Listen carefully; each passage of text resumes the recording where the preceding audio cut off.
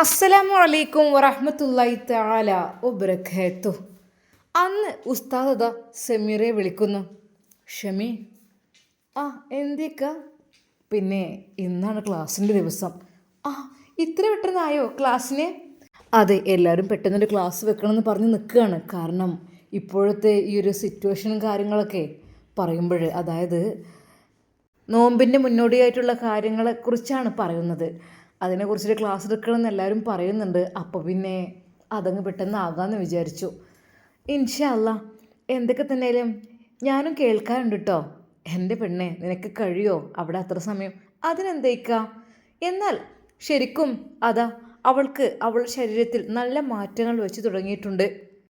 അതായത് ഇരട്ടക്കുട്ടികളായതുകൊണ്ട് തന്നെ ആയിരിക്കും ശരിക്കും അവളുടെ ശരീരത്തിലെ മാറ്റങ്ങൾ ഉസ്താദിനെ കാണുവാൻ കഴിയുന്നുണ്ട്.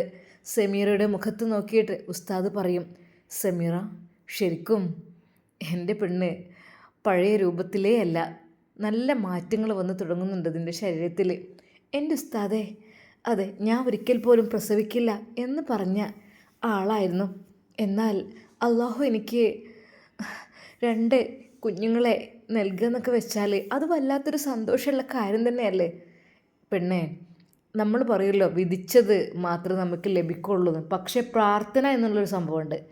പ്രാർത്ഥിച്ചു കഴിഞ്ഞാൽ, നമ്മൾ പഠിച്ചതിനോട് പ്രാർത്ഥിച്ചു കഴിഞ്ഞാൽ അത് വിധിയെ മാറ്റിമറിക്കുന്നതാണ്. നമ്മൾ പ്രാർത്ഥിക്കണം, എന്തിനു വേണമെങ്കിലും പ്രാർത്ഥിക്കുക. ഡോക്ടർമാർ വിധി എഴുതിയാലും ഏത് ശാസ്ത്രജ്ഞന്മാർ വിധി എഴുതി കഴിഞ്ഞാലും അതെ, അള്ളാഹുവിൻ്റെ വിധിയൊന്നുണ്ട്. പടച്ച റബ്ബ് വിചാരിച്ചത് നടക്കോ? എന്താ നിനക്ക് എന്തെങ്കിലും? സത്യം പറഞ്ഞാൽ വല്ലാത്ത അത്ഭുതം തന്നെയാണ്. അതെ, പടച്ച റബ്ബിനോട് തഹജ്ജുദ് നിസ്കരിച്ച് ഞാൻ ഒരുപാട് ദുആ ചെയ്തതിൻ്റെ ഫലമായിട്ടായിരുന്നു. അതെ അതെ, ഞാനും എൻ്റെ പെണ്ണിന് വേണ്ടി ഒത്തിരി പ്രാർത്ഥിച്ചിരുന്നു. എന്തൊക്കെ തന്നെ അള്ളാഹു സുബ്ഹാനഹു വ തആല സ്വീകരിക്കട്ടെ നമ്മുടെ പ്രാർത്ഥനകളും എല്ലാം. അങ്ങനെ അത് ക്ലാസ് തുടങ്ങാൻ സമയമായി. നമ്മുടെ ഉസ്താദ് പതിവ് പോലെ അതാ വേദിയിലേക്ക് പ്രവേശിച്ചു. പ്രിയപ്പെട്ടവരെ, എനിക്ക് നിങ്ങളോട് പറയാനുള്ളത് എന്താണെന്ന് വെച്ചാൽ, നമ്മൾ പുണ്യങ്ങളുടെ പൂക്കാലമായ പരിശുദ്ധ റമദാനിലെ വരവേൽക്കുവാൻ വേണ്ടിയിട്ടാണല്ലേ ഓരോ വിശ്വാസിയും കാത്തിരിക്കുന്നത് അല്ലേ? നമ്മൾക്കൊക്കെ മനസ്സിൻ്റെ ഉള്ളിൽ ചില ആഗ്രഹങ്ങളൊക്കെ ഉണ്ടാകും. അതെ, നമുക്ക് ഖുർആൻ ഒരുപാട് ഇത്ര ഖത്തം തീർക്കണം എന്നൊക്കെ അല്ലേ? അത് ഏറ്റവും നല്ലത് തന്നെയാണ്. അതിന് ഓരോ ടൈം കണ്ടെത്തുന്നതും നല്ലത് തന്നെയാണ്. അതുകൊണ്ട് തന്നെ എനിക്ക് പറയാനുള്ളത്, എൻ്റെ പ്രിയപ്പെട്ടവരെ, ഇപ്പോഴാണെങ്കിൽ എല്ലാ വീടുകളിലും നനച്ചുള്ളിപ്പണിയുടെ തിരക്കാണ് അല്ലേ? എല്ലായിടത്തും. അത് വീടുകളിൽ മാത്രമല്ല, പള്ളികളിലായാലും ഒക്കെ അങ്ങനെ തന്നെയാണ്. എന്നാൽ എൻ്റെ പ്രിയപ്പെട്ടവരോട് എനിക്ക് പറയാനുള്ളത്, ആദ്യം നമ്മൾ ക്ലിയർ ആക്കേണ്ടത് നമ്മുടെ മനസ്സാണ്. മനസ്സിലായല്ലോ? നമ്മുടെ മനസ്സ് ക്ലിയർ ആക്കിയിട്ടാണ് നമ്മൾ ബാക്കിയുള്ളതെല്ലാം ക്ലിയർ ആക്കേണ്ടത്. നമ്മുടെ വീടും പരിസരവും ഫുള്ള് പാത്രങ്ങളും എല്ലാം പുറത്തേക്കിട്ട് കഴുകി ഉണക്കി, ഡ്രസ്സുകളെല്ലാം കഴുകി വെച്ച്, അതുപോലെ വീടെല്ലാം ഉരച്ച് മോറി, അങ്ങനെ മൊത്തത്തിൽ ഫുൾ ക്ലീൻ ചെയ്ത് പലയിടത്തും പെയിൻറ്റിങ് പരിപാടികൾ അങ്ങനെ അതിമനോഹരമാക്കി വീട് വെടുപ്പും വൃത്തിയിലും ആക്കി വെച്ചിട്ടുണ്ടാവും. എന്നാൽ അതെല്ലാം നമ്മൾ ചെയ്തിരിക്കും. എന്നാൽ അതിനിടയിൽ നമ്മൾ അപ്പുറത്തെ ഖദീജ അങ്ങനെ തന്നെ ഡേ തന്നെ ഓളെ കാര്യമൊന്നും പറയാതിരിക്കുക നല്ലത്. ഓളങ്ങനെയാണ്, ഓളെ പറഞ്ഞിട്ട് കാര്യമില്ല. കഴിഞ്ഞു മക്കളെ. എന്തൊക്കെ തന്നെ നമ്മൾ വീട് എത്രമാത്രം ശുദ്ധിയാക്കി വെച്ചാലും, റമദാനിന് വേണ്ടി ഒരുങ്ങിക്കഴിഞ്ഞാലും നമ്മൾ മറ്റുള്ളവരെ കുറിച്ച് പച്ചറിച്ച് കഴിക്കുക, അതുപോലെ മറ്റുള്ളവരെ കുറ്റം പറയുക, അവരുടെ കുറ്റവും കുറവും പറയുക, കണ്ടെത്തുക, ഏഷണി പരദൂഷണം പറയുക, അങ്ങനെയൊക്കെ ചെയ്തിട്ട് റമദാനിനെ നമ്മൾ വരവേൽക്കാൻ ഒരുങ്ങിയാൽ ഒരിക്കലും നമുക്ക് അനുകൂലമായ റമദാൻ ആയിരിക്കുമല്ലോ കേട്ടോ. അതിനു വേണ്ടി തന്നെ എനിക്ക് പറയാനുള്ളത്, നമ്മുടെ മനസ്സാദ്യം ക്ലിയർ ആക്കുക എന്നുള്ളതാണ്. എല്ലായിടത്തും എല്ലാ നനച്ചിലിപ്പണിയും കാര്യങ്ങളൊക്കെ എല്ലാം സജീവമായി നടന്നു കഴിഞ്ഞു. അതിനിടയിൽ നമ്മുടെ മനസ്സിൻ്റെ കാര്യം കൂടെ ഒന്ന് ശ്രദ്ധിക്കണം. നമ്മൾ റമദാൻ വരുന്നതിന് മുന്നോടിയായിട്ട് ഇനി 2 ദിവസമല്ലേ ഉള്ളൂ. ഒന്ന് നമ്മൾ ചിന്തിക്കുക, പഠിച്ചോനെ, ഞാൻ എന്തെങ്കിലും ആരോടെങ്കിലൊക്കെ ചെയ്തു പോയിട്ടുണ്ടോ? അല്ലെങ്കിൽ ആരെങ്കിലും ഞാൻ ചീത്ത പറഞ്ഞിട്ടുണ്ടോ? ആരെങ്കിലും വിഷമിപ്പിച്ചിട്ടുണ്ടോ? ആരെങ്കിലും വേദനിപ്പിച്ചിട്ടുണ്ടോ? അങ്ങനെ നമ്മൾ ചിന്തിച്ച് നോക്കുക. അങ്ങനെയെങ്കിൽ റമദാന് മുമ്പായിട്ട് അവരോടൊക്കെ ഒന്ന് പൊരുത്തപ്പെടിപ്പിക്കുക. അതെ, പുണ്യ റമദാനല്ലേ വരുന്നത്, എൻ്റെ ഭാഗത്തു നിന്ന് ഇങ്ങനെ ഒരു തെറ്റ് വന്ന് പോയിട്ടുണ്ട്, നിങ്ങളെനിക്ക് പുറത്തു തരണം എന്ന് നമ്മൾ സ്നേഹത്തോട് നമ്മളെപ്പോഴും താഴ്ന്നു നിൽക്കുക. അങ്ങനെ നമ്മൾ അവരെയൊക്കെ ഒന്ന് പൊരുത്തപ്പെടിപ്പിക്കുക പോയിട്ട്. പ്രായമായവരാണെങ്കിലും ഇനിയിപ്പോൾ ആരൊക്കെ തന്നെ നമ്മൾ വേദനിപ്പിച്ചാലും ഫസ്റ്റ് ടൈം അത് ചെയ്യാം. എന്നിട്ട് നമ്മൾ റമദാനിലേക്ക് പ്രവേശിക്കുക എന്നുള്ളതാണ്. ഒരാളെ നമ്മൾ വെറുതെ ആവശ്യമില്ലാതെ കുറ്റം പറയാനേ പാടില്ല. ഉള്ളത് പറഞ്ഞാൽ വൈബത്തും ഇല്ലാത്തത് പറഞ്ഞാൽ നമീമത്തും, അങ്ങനെയാണല്ലേ, അത് രണ്ടും പാടില്ല. അപ്പോൾ എനിക്ക് പറയാനുള്ളത് എന്താ വെച്ചാൽ, റമദാന് മുമ്പോടിയായിട്ട് ഇങ്ങനെ ഒരു ക്ലാസ് സംഘടിപ്പിക്കണം എന്ന് പറഞ്ഞപ്പോൾ എല്ലാവർക്കും ആഗ്രഹപ്രകാരമാണ്. പക്ഷെ നമുക്ക് ടൈം ആയിട്ടില്ല നമ്മുടെ ക്ലാസ്സിൻ്റെ. അങ്ങനെയാണ് ഇങ്ങനൊരു ക്ലാസ് സംഘടിപ്പിച്ചത്. അതുകൊണ്ട് തന്നെ പ്രിയപ്പെട്ടവർ, ഇന്ന് തന്നെ നിങ്ങൾ ആലോചിച്ച് നോക്കുക, ഞാൻ മൂലം ആരെങ്കിലും വിഷമിച്ചിട്ടുണ്ടോ? ഞാൻ കാരണം ആരെങ്കിലും ടെൻഷൻ അനുഭവിച്ചിട്ടുണ്ടോ? ഞാൻ ആരെങ്കിലും ഉപദ്രവിച്ചിട്ടുണ്ടോ? ഞാൻ കാരണം ആർക്കെങ്കിലും അഭിമാനത്തിന് ക്ഷതമേറ്റിട്ടുണ്ടോ എന്ന് നമ്മൾ സ്വയം ഒന്ന് ചിന്തിച്ച് നോക്കുക. ഈ നിമിഷം തന്നെ എൻ്റെ സദസ്സിലിരിക്കുന്നവരെല്ലാം ഒന്ന് ചിന്തിച്ച് നോക്കൂ. ഞാൻ കാരണം ആർക്കെങ്കിലും ബുദ്ധിമുട്ട് അനുഭവിച്ചിട്ടുണ്ടോ? ആർക്കെങ്കിലും പ്രയാസം ഉണ്ടായിട്ടുണ്ടോ? ഒന്ന് ചിന്തിച്ച് നോക്കേ. വേഗം ചിന്തിച്ച് നോക്കിയിട്ട് നിങ്ങൾ സ്വയം അറിയാമല്ലോ, നമുക്കറിയാം നമ്മൾ ആരൊക്കെ വിഷമിപ്പിച്ചിട്ടുണ്ട്, വേദനിപ്പിച്ചിട്ടുണ്ടെന്ന് നന്നായിട്ടറിയാം. പക്ഷേ ചെയ്ത പലർക്കും അത് മറക്കാൻ കഴിയും. എന്നാൽ ആ വേദനിപ്പിച്ച ഹൃദയത്തിനുടമ, ആ ഒരു ഉടമക്ക് അതൊരിക്കലും മറക്കാൻ കഴിയില്ല. അത് കല്ലിൽ കൊത്തിയിട്ട പോലെ അതവിടെ കോറിയിട്ടിരിക്കും. കാരണം അവർക്കറിയാം, എന്നെ ആരെയാണ് വേദനിപ്പിച്ചത്? റബ്ബേ, അവൻ കാരണം ഞാൻ ഒരുപാട് കണ്ണീരൊഴുക്കിയല്ലോ. റഹ്മാനെ, അത് മറക്കാനാവില്ല. അതിനൊക്കെ ഉള്ളത് പടച്ച റബ്ബ് കൊടുത്തോളം നമ്മൾ മനസ്സിൽ വിചാരിച്ചാൽ മതി. ആ നിമിഷം അവർക്ക് കിട്ടിക്കഴിയും. അതുകൊണ്ട് എൻ്റെ പ്രിയപ്പെട്ട എല്ലാ കൂട്ടുകാരും, എനിക്ക് ഈ സദസ്സ് നിറഞ്ഞൊഴുകി നിൽക്കുന്നത് കണ്ടപ്പോൾ എനിക്ക് വല്ലാത്തൊരു സന്തോഷം തോന്നുന്നു. എന്നാൽ എൻ്റെ പ്രിയപ്പെട്ടവരോട് എല്ലാവരോടും എനിക്ക് പറയാനുള്ളത്, നമ്മൾ പരസ്പരം അങ്ങോട്ടും ഇങ്ങോട്ടും പൊരുത്തപ്പെടിപ്പിക്കുക. എന്തെങ്കിലും ഉണ്ട്, നമ്മൾ ഹജ്ജിനും ഉംറക്കൊക്കെ പോകുമ്പോഴൊക്കെ പൊരുത്തപ്പെടിപ്പിക്കാൻ പോകുമല്ലോ അല്ലേ, എന്തെങ്കിലും. എന്നാൽ റമദാൻ എന്ന് പറഞ്ഞാൽ നമ്മുടെ മനസ്സ് ക്ലിയർ ആക്കണം, നമ്മൾ ശുദ്ധീകരിക്കാൻ വേണ്ടിയുള്ള മാസമാണ് അല്ലേ. അത് ഭക്ഷണം കൊണ്ടായാലും തന്നെ, അത് എന്ത് ഇബാദത്ത് കൊണ്ടായാലും അത്രയധികം നമ്മൾ ഇബാദത്തും കാര്യങ്ങളും, എത്രയാണ് പ്രതിഫലം? 70 ഇരട്ടി അല്ലേ. ഒരു നന്മക്ക് 70 ഇരട്ടി പ്രതിഫലമാണുള്ളത്. അതുകൊണ്ട് തന്നെ എല്ലാവരും ഞാൻ പറഞ്ഞ രീതിയിൽ ആദ്യം നമ്മൾ ആരെങ്കിലും ഉപദ്രവിക്കുകയോ വേദനിപ്പിക്കുകയോ ചെയ്തിട്ടുണ്ടെങ്കിൽ അവരോടൊന്ന് പൊരുത്തപ്പെടിപ്പിക്കുക. പുണ്യ റമദാനൊക്കെയല്ലടാ വരുന്നത്, എൻ്റെ ഭാഗത്തുനിന്ന് അങ്ങനെ ഒരു തെറ്റ് പറ്റിപ്പോയി, എന്നോട് ക്ഷമിക്കണം എന്ന് പറയുമ്പോൾ എന്തൊരു സന്തോഷമായിരിക്കും അവർക്കെന്നോ. അവർ പറയും എന്ത്, വല്ലാത്തൊരു, എന്നാലും എന്നോട് പറഞ്ഞല്ലോ, ആ മനസ്സ് മതി. അപ്പോൾ എൻ്റെ പ്രിയപ്പെട്ടവർ, എന്തായാലും ഈ ഒരു കാര്യം ശ്രദ്ധിക്കുക. വീട് നനച്ച കുളിപ്പണിയും പാത്രം കഴുകൽ, എല്ലാ അരി, മുളക്, മല്ലി ഇതെല്ലാം വാങ്ങി കഴുകി പൊടിച്ച് വെക്കുന്ന ഉമ്മമാർ ഒക്കെ ഉണ്ടാവുമല്ലോ അല്ലേ. അതിനിടയിൽ നമ്മൾ ചെയ്തു പോയ തെറ്റുകൾ എന്തെങ്കിലും ഉണ്ടെങ്കിൽ ഈ വർഷത്തിൽ ആരോടെങ്കിലും എന്തെങ്കിലും പറയാനോ എന്തെങ്കിലും ഉണ്ടെങ്കിൽ അതുകൂടെ തീർത്ത് മനസ്സിൽ സന്തോഷം നിർത്തിക്കൊണ്ട്, അതായത് റമദാനിൽ നമ്മൾ വരവേൽക്കുക. എന്നാൽ തീർച്ചയായും അള്ളാഹു സുബ്ഹാനഹു വ തആല നമ്മുടെ നോമ്പ് സ്വീകരിക്കും ഇൻഷാ അല്ലാഹ്. അള്ളാഹു നമുക്ക് 30 നോമ്പും കറക്റ്റായിട്ട് നോൽക്കുവാനുള്ള ഭാഗ്യം നൽകി അനുഗ്രഹിക്കട്ടെ. ആമീൻ യാ റബ്ബൽ ആലമീൻ. നോമ്പുകാരനായി മരണപ്പെടുക എന്നൊക്കെ പറഞ്ഞാൽ വലിയ കൂലിയുള്ള കാര്യം തന്നെയാണ് അല്ലേ. ഒരുപാട് ആളുകൾക്കത് ആഗ്രഹം ഉണ്ടാവും. അവർക്കുള്ള കൂലിയൊക്കെ എന്തായിരിക്കും?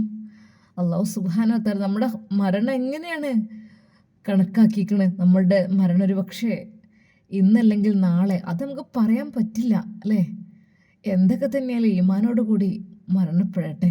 അള്ളാഹു സുബ്ഹാനഹു വ തആല അതിന് ഉള്ള ഭാഗ്യം നൽകി അനുഗ്രഹിക്കട്ടെ. ആമീൻ.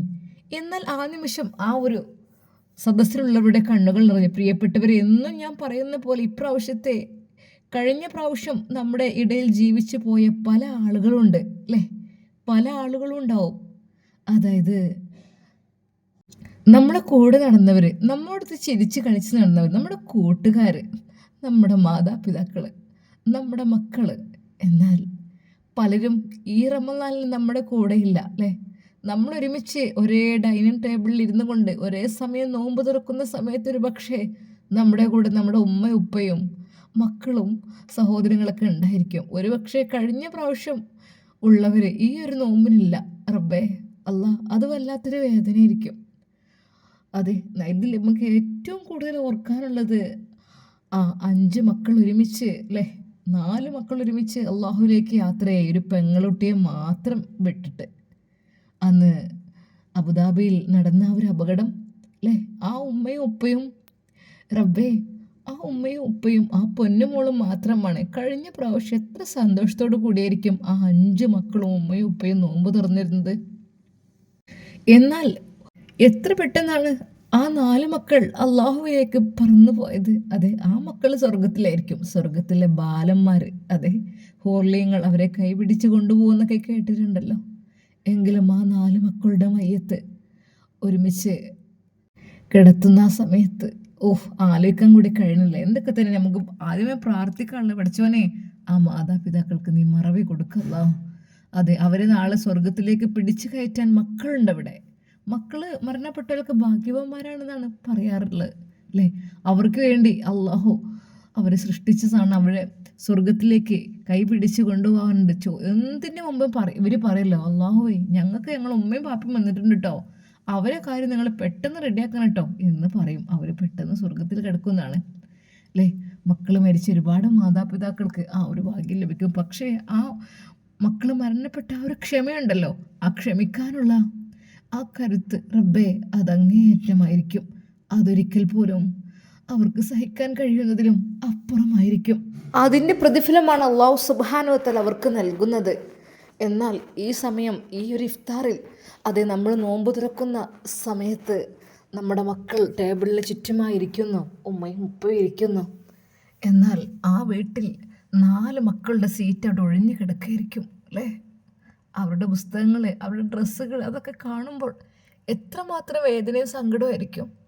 അല്ലാ, നീ ക്ഷമ കൊടുക്കുക റഹ്മാനെ. അല്ലാ, ഒരു മാതാപിതാക്കൾക്കും സഹിക്കാൻ കഴിയില്ല റബ്ബേ. അതെ, മാതാപിതാക്കൾ ജീവിച്ചിരിക്കുമ്പോൾ മക്കൾ പോകുന്നൊരവസ്ഥ അല്ലാഹു സുബ്ഹാനഹു വ തആല കാത്ത് രക്ഷിച്ച് അനുഗ്രഹിക്കട്ടെ. ആമീൻ. അതുകൊണ്ട് എൻ്റെ പ്രിയപ്പെട്ട കൂട്ടുകാരെ, ഞാൻ കൂടുതലായിട്ടൊന്നും പറയണില്ല. റമളാനിന് മുമ്പായിട്ട് നമ്മുടെ ശരീരവും മനസ്സ് നന്നായിട്ട് ക്ലിയർ ആക്കണം. ഹൃദയത്തിലേക്കാണ് അള്ളാഹുവിൻ്റെ നോട്ടട്ടോ. വീട് വൃത്തിയാക്കിയിട്ടുണ്ടോ, അല്ലെങ്കിൽ പെയിൻ്റ് അടിച്ചിട്ടുണ്ടോ, അതൊന്നും പഠിച്ചവൻ ചോദിക്കൂല. പക്ഷേ നമ്മുടെ മനസ്സ്, അതെ, ഹൃദയമാണ് അള്ളാഹു നോക്കുന്നത്. അവൻ്റെ ഹൃദയത്തിൽ എത്രമാത്രം മാലിന്യമുണ്ട്, അത് എത്രമാത്രം കറ കളഞ്ഞ ആളാണ് എന്നൊക്കെ നോക്കും നമ്മൾ ചെയ്ത ഈ ബാത്തിനോടൊപ്പം. അപ്പോൾ നമ്മൾ പറഞ്ഞ പോലെ എല്ലാവരും പരസ്പരം അങ്ങോട്ട് എന്തെങ്കിലും തെറ്റുകളുണ്ടെങ്കിൽ പൊരുത്തപ്പെടിപ്പിക്കുക. അതുപോലെ തന്നെ നല്ല കാര്യങ്ങളിൽ ചെയ്യുക. നല്ല ഓഫറാണ്, 1 മാസത്തെ ഓഫറാണ്. ഒന്ന് പറഞ്ഞാൽ 70,000. അപ്പോൾ മാക്സിമം നമ്മളെല്ലാവരും അത് ഉൾക്കൊള്ളാൻ വേണ്ടി ശ്രമിക്കുക. നമ്മുടെ മാതാപിതാക്കളെടുത്ത് പോവുക. അതുപോലെ തന്നെ നമ്മളെ കുടുംബങ്ങളെടുത്തൊക്കെ ഒന്ന് പോയിട്ട് അവരോടൊക്കെ ഒന്ന് നല്ല രീതിയിൽ സംസാരിച്ച് അങ്ങനെ പരസ്പരം കുടുംബബന്ധമൊക്കെ ചേർക്കുക. തെറ്റിപ്പിരിഞ്ഞൊന്നും നിൽക്കാതെ, പുണ്യങ്ങളുടെ പൂക്കാറല്ലേ വരുന്നത്. നമ്മൾ നല്ല ഹാപ്പിയായിട്ട് നമ്മുടെ ഫാമിലിയോട് സംസാരിക്കുക. എന്തെങ്കിലും പ്രയാസങ്ങൾ, വിഷമങ്ങൾ, അല്ലെങ്കിൽ എന്തെങ്കിലും തെറ്റുകൾ ഉണ്ടെങ്കിലൊക്കെ തിരുത്തുക. ഇൻഷാ അല്ലാഹ് നമ്മളൊരു പക്ഷേ ഇന്ന് നമ്മളിവിടെ ഉണ്ടാവും ദുനിയാവിൽ. എന്നാൽ അടുത്ത റമളാനെ വരവേക്കാൻ നമ്മളുണ്ടാവുമോ നമുക്കൊരു ഉറപ്പില്ല. ഇല്ലല്ലോ, ഇല്ല. ചെരുപ്പിൻ്റെ വാറ് പോലെയാണ് മരണം. അതുപോലെ നോമ്പ് നോക്കാൻ കഴിയുമോ, അതും ഉറപ്പില്ല. അല്ലാഹു സുബ്ഹാനഹു വ തആല നമുക്ക് മുഴുവൻ നോമ്പും നോറ്റി വീട്ടുവാനുള്ള ഭാഗ്യം നൽകി അനുഗ്രഹിക്കട്ടെ. നമ്മുടെ ഇബാദത്തുകളെല്ലാം അല്ലാഹു സുബ്ഹാനഹു വ തആല സ്വീകരിക്കട്ടെ. എൻ്റെ ഭാഗത്തു നിന്നും എൻ്റെ പ്രിയപ്പെട്ട ഈ സദസ്സിലുള്ളവർക്ക് എന്തെങ്കിലും ബുദ്ധിമുട്ടുള്ള പ്രയാസങ്ങൾ നേരിട്ടിട്ടുണ്ടെങ്കിൽ നിങ്ങൾ അത് ക്ഷമിക്കണം എന്നോട്. എന്തെങ്കിലും എൻ്റെ ഭാഗത്തു നിന്നുണ്ടെങ്കിൽ തീർച്ചയായും പൊരുത്തപ്പെട്ട് തരണം. അതെ, എന്നാൽ ഒന്നടങ്കം ആളുകൾ ഉസ്താദിനോട്, ഉസ്താദേ നിങ്ങളല്ല, ഞങ്ങളെ ഭാഗത്ത് എന്തുണ്ടെങ്കിൽ നിങ്ങളും പൊരുത്തപ്പെട്ട് തരണം എന്ന് പറയുകയാണ്. ഇൻഷാ അല്ലാഹ് നമുക്ക് റമളാൻ കുറച്ച് കഴിഞ്ഞതിന് ശേഷം ഒരു തൗബ സംഘടിപ്പിക്കണം. ഇൻഷാ അല്ലാഹ് എല്ലാവരും തഹജ്ജുദ് നിസ്കരിച്ച് പരമാവധി ദുആ ചെയ്യണം. തറാവീഹിന് എല്ലാവരും പങ്കെടുക്കണം ഇൻഷാ അല്ലാഹ്. ഉസ്താദ് ഓരോ കാര്യങ്ങൾ പറയുന്നു. എന്നാൽ ഉസ്താദിൻ്റെ ക്ലാസ് കേൾക്കാൻ ഇന്ന് ഒരു പുതുമുഖം ഉണ്ട്. അതെ, അതുവരേക്കും നേരിട്ട് ഉസ്താദിൻ്റെ ക്ലാസ് കേൾക്കാത്ത ഒരാൾ തൻ്റെ കൂട്ടുകാരി പറഞ്ഞത് കേട്ടിട്ടാണ് അവൾക്ക് അതിന് തോന്നിയത്. അത് മറ്റാരുമായിരുന്നില്ല, അത് റാഹിലയായിരുന്നു. റാഹില ഷെറീനയുടെ അനിയത്തി. അവൾ ചെയ്ത് കാട്ടിക്കൂട്ടിയ തെറ്റുകുറ്റങ്ങൾ, അതെ, പുത്തൻ വീട് തറവാട്ടിൽ നിന്ന് എടുത്തു കൊണ്ടുപോയ സ്വർണം, അതെല്ലാം അവളുടെ മനസ്സിൻ്റെ ഉള്ളിൽ വല്ലാത്ത വേദനയുണ്ട്. തൻ്റെ നാത്തൂൻ സമീറയെ വേദനിപ്പിച്ചത്, വിഷമിപ്പിച്ചത്, അവളെ ചീത്ത പറഞ്ഞത്, അതെല്ലാം കൂടി ഓർക്കുമ്പോൾ അവൾക്ക് വല്ലാത്തൊരു നെഞ്ചിടിപ്പാണ്. അതെ, ഉസ്താദ് പറഞ്ഞ ആ ഒരു കാര്യം റബ്ബേ, ഉസ്താദ് പറഞ്ഞല്ലോ, അതിനു മുമ്പ് എല്ലാവരെയും പൊരുത്തപ്പെടിപ്പിക്കണം. എന്തെങ്കിലും നമ്മൾ ആരെങ്കിലും ചെയ്തു പോയിട്ടുണ്ടെങ്കിൽ അത് അവരോട് തുറന്ന് പറഞ്ഞ് മാപ്പപേക്ഷിക്കണം എന്നൊക്കെ പറഞ്ഞല്ലോ. അത് ഞാൻ ചെയ്തിട്ടുണ്ടെങ്കിൽ അതൊന്ന് സെമീറയോടാണ്. ഞാൻ ഒരുപാട് കഷ്ടപ്പെടുത്തിയിട്ടുണ്ട് സെമീറയെ. അത് അവൾ ചുട്ടുവെച്ച ആ ദോശ അവസാനമായി 2 ബാക്കി വന്നപ്പോൾ അവൾ കഴിക്കരുത് എന്ന് കരുതിയിട്ട് ആ ദോശ എടുത്ത് കഞ്ഞിവെള്ളത്തിൽ ഞാൻ ഇട്ടിട്ടുണ്ട്. പാവം വിശന്ന് വലഞ്ഞു വന്ന് നോക്കുമ്പോൾ ചായയുമില്ല കടിയുമില്ല. എന്നാൽ തലേന്ന് രാത്രിയിലെ കുറച്ച് പഴങ്കഞ്ഞി വാരി കുടിച്ച അതും എനിക്ക് ഓർമ്മയുണ്ട്. അതൊക്കെ അവളെ ഞാനായിട്ട് ചെയ്തതാണ്. ഷെറീന താത്ത പറയുകയും ചെയ്യും. പിന്നെ മച്ചിയെന്ന് പറഞ്ഞ് കുറ്റപ്പെടുത്തിയത് അത് ഞങ്ങളായിട്ട് തന്നെ ഉണ്ടാക്കിയതായിരുന്നു. ഒരിക്കൽ പോലും ഹോസ്പിറ്റലിൽ കൊണ്ടുപോവുകയോ ഒന്നും ചെയ്തിട്ടില്ലായിരുന്നു. അത് ഞങ്ങളങ്ങ് പേര് വെച്ചതായിരുന്നു. പിന്നീട് എല്ലാവരോടും പറഞ്ഞു അത് മച്ചിയാണ് അവള് എന്നുള്ള പേര്. പോരാത്തിന് എൻ്റെ ആങ്ങളയായ നാസറിനോടും പറഞ്ഞു അവൾക്കൊരിക്കലും മക്കളുണ്ടാവില്ല, അവൾ ഒഴിവാക്കിക്കോ എന്നുള്ളത്. റബ്ബേ, അതൊക്കെ ആലോചിക്കുമ്പോൾ ഇപ്പോൾ ആ സെമീറ വളരെയധികം സന്തോഷത്തിലാണ്. റബ്ബേ, അവളുടെ ഭർത്താവാണല്ലോ ആ ഒരു സ്റ്റേജിൽ കയറി ഇത്രമാത്രം പ്രസംഗിക്കുന്നത്. പഠിച്ചോനെ, അവളൊക്കെ രക്ഷപ്പെട്ടു, ഭാഗ്യവതിയാണ്. പക്ഷേ ഞാനൊക്കെ വെറും കുറ്റങ്ങൾ മാത്രം ചെയ്ത് ജീവിക്കുന്നു. മോഷ്ടിച്ചും ഒരാളെ കുറ്റം പറഞ്ഞും ഉപദ്രവിച്ചും എന്ത് ചെയ്യാം. ഷെറീന താത്ത അവരാണ് എന്നെ എല്ലാത്തിനും പ്രേരിപ്പിക്കുന്നത് കൂടുതലായിട്ടും. എന്നാൽ അന്ന് ക്ലാസ്സിന് പോരാ സമയത്ത് ഷെറീന താത്തയോട് പറഞ്ഞു, ഇത്താത്ത ഞാൻ ഒരു സ്ഥലം വരെ പോവാണ്. എവിടേക്കാടി? ഇന്ന് ക്ലാസ് ഉണ്ട്. ക്ലാസ്സോ? എന്ത് ക്ലാസ്?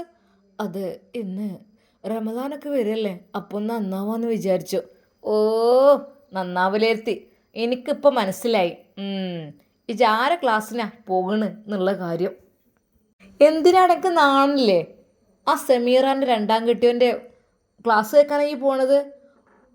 താത്ത, അത് സെമീറാൻ്റെ 2ാം കെട്ടിയവനോ 1ാം കെട്ടിയവനോ എന്നുള്ളതല്ല. ആ ഉസ്താദിൻ്റെ വാക്കുകൾ കേട്ടാൽ നമ്മുടെ ഹൃദയം ഒന്ന് പൊട്ടിപ്പോവും. അത് നമ്മുടെ ഹൃദയത്തിലേക്ക് കടന്നു വരുന്ന വാക്കുകളാണ് ഉസ്താദ് പറയാ. ഓ, പിന്നെ ഓള് നന്നാ തീരുമാനിച്ചേക്കണ്. അതേ, പുത്തൻ വീട് തറവാട്ടിലേക്ക് ഉള്ള പോക്കിയാണ് മുടക്കിയത്. ഞാൻ പറഞ്ഞിരുന്നല്ലോ അവിടെ നനച്ചിൽ പണി എടുത്തിട്ട് അവിടെ കുറച്ച് സാധനങ്ങളൊക്കെ എടുക്കാന്നുള്ളത്. ഓലത് അറിയേയില്ല. എൻ്റെ പൊന്നാര താത്ത, ഇനി ഇല്ല കേട്ടോ, ഇനി ഒരിക്കലും എന്നെ വിളിക്കരുത്. മാന്യമായ രീതിയിൽ ജോലിയെടുത്ത് പൈസ ഉണ്ടാക്കാൻ ഞാനുണ്ട്. പക്ഷേ കളവിനും വഞ്ചനക്കും ചതിക്കും ഞാനില്ലേ താത്ത.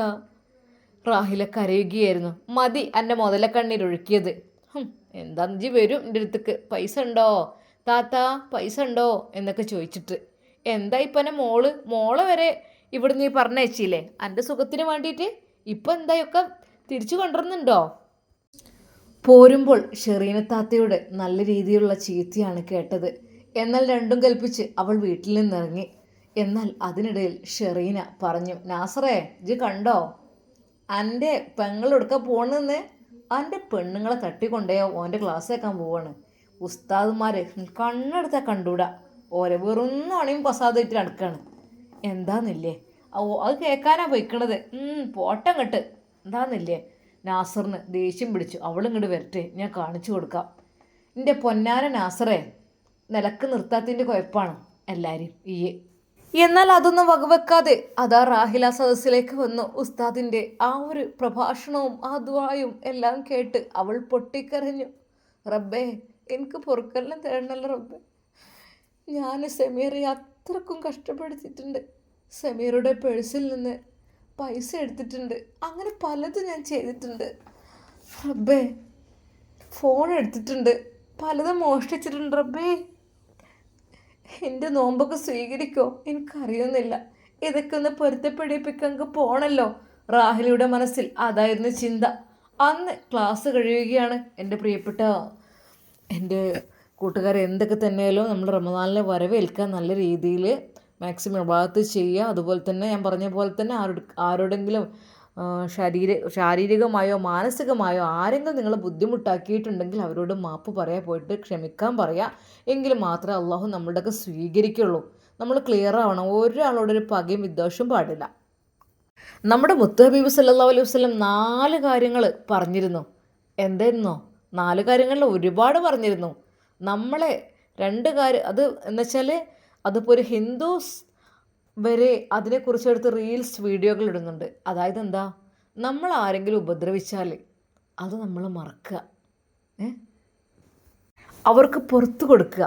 നമ്മൾ ആരെങ്കിലും സഹായിച്ചിട്ടുണ്ടെങ്കിൽ നമ്മളൊരിക്കലും അത് മറക്കരുത്.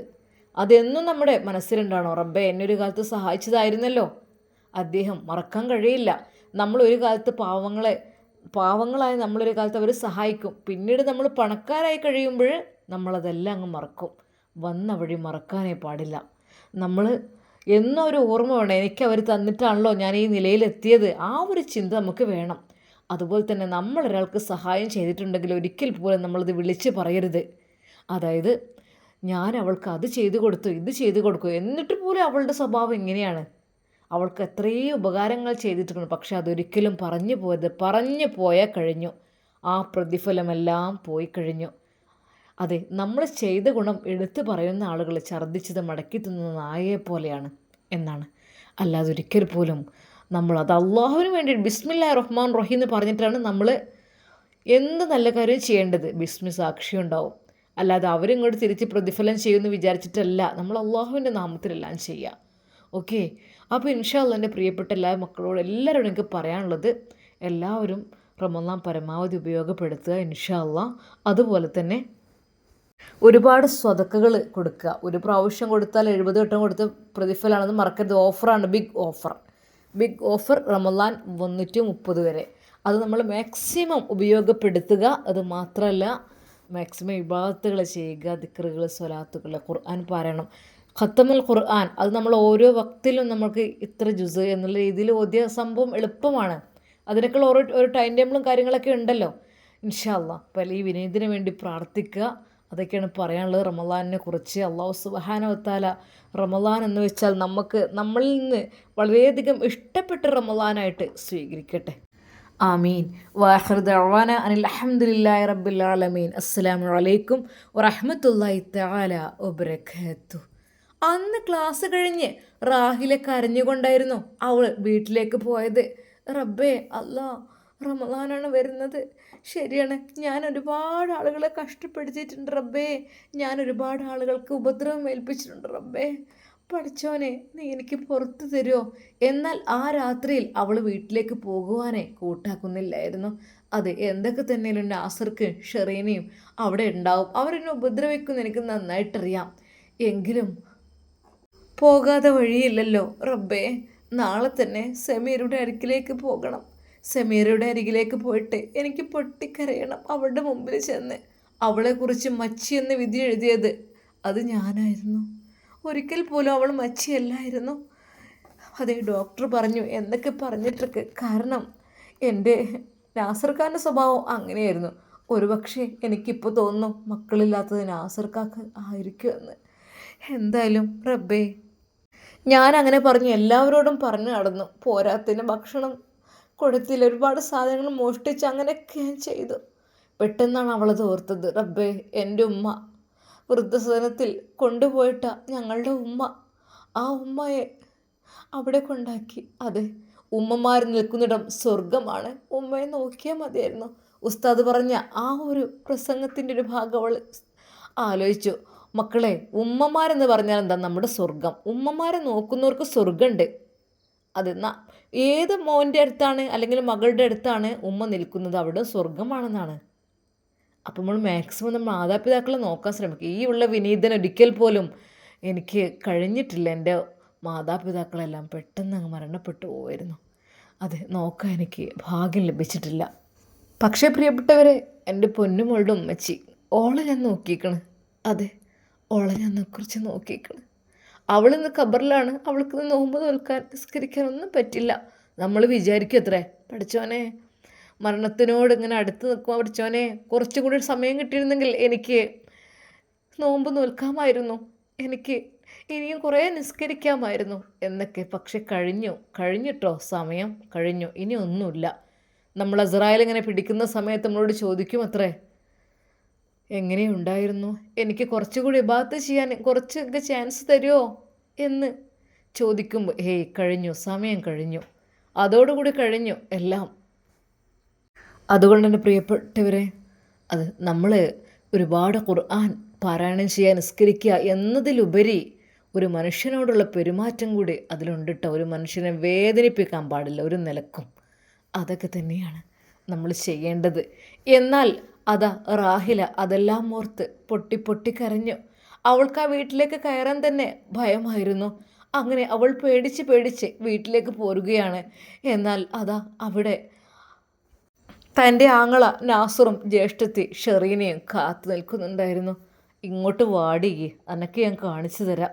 അതെ, നാസർക്കയുടെ ആ ഒരു ശബ്ദം അവളുടെ കൈകാലുകൾ വിറച്ചു. എന്താ? ഒന്നുമില്ല. നീ ആരുടെ ക്ലാസ്സാണ് കേൾക്കാൻ പോയത്? ആരുടേത്? എനിക്കൊന്ന് രണ്ടിലൊന്നും അറിയണം. അവിടെ നിൽക്കുകയെ, അനക്കുള്ള ഞാൻ തരാം. എന്നെയും പറ്റിച്ച് പോയ ഓളെ കൂടെയാണോ?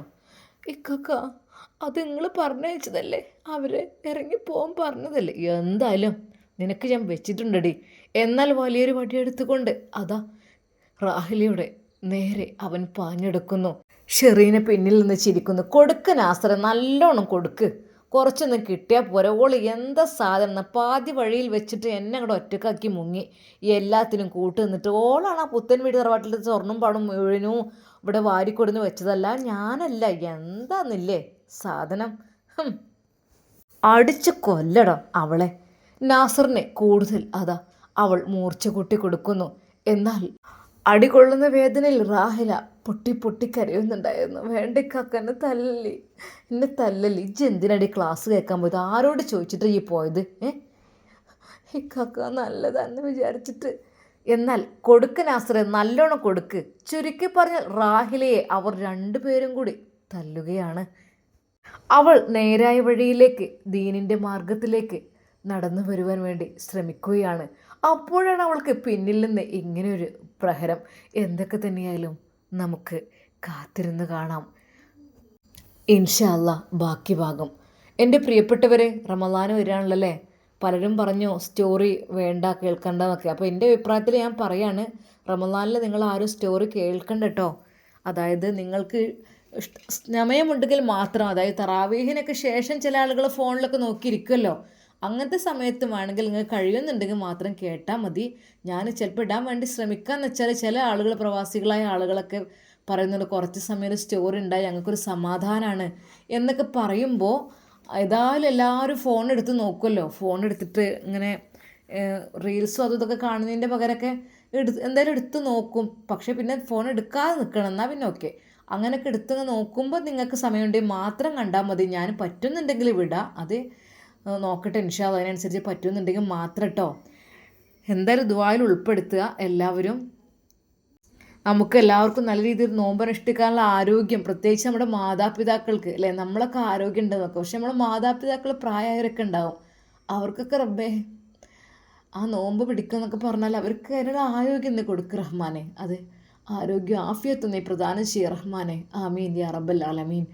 നമ്മുടെ പ്രിയപ്പെട്ട ഈ കഥ കേൾക്കുന്നവരുടെ മാതാപിതാക്കൾ ഒരുപാട് ആളുകളുടെ ഖബറിലുണ്ട് എന്നോട് ഒരുപാട് നാൾ കമൻറ്റിൽ പറഞ്ഞിരുന്നു. അള്ളാഹു സുബ്ഹാനഹു വ തആല അവരുടെ എല്ലാം ഖബറിടം വിശാലമാക്കി കൊടുക്കട്ടെ. അവരെന്തെങ്കിലുമൊക്കെ കുറ്റങ്ങൾ ചെയ്തതിൻ്റെ പേരിൽ ശിക്ഷ അനുഭവിക്കുന്നുണ്ടെങ്കിൽ അള്ളാഹുവെ നീ നിർത്തി കൊടുക്കുക റഹ്മാനെ. അള്ളാഹുവെ അതിൽ നിന്ന് നീ മോചനം നൽകുക റഹ്മാൻ. അവർക്ക് സ്വർഗത്തിൻ്റെ കവാടം നീ തുറന്നു കൊടുക്കുക റഹ്മാനെ. ആമീൻ യാ റബ്ബൽ ആലമീൻ. അസ്സലാമു അലൈക്കും വറഹ്മത്തുള്ളാഹി തആല വബറകാതുഹു.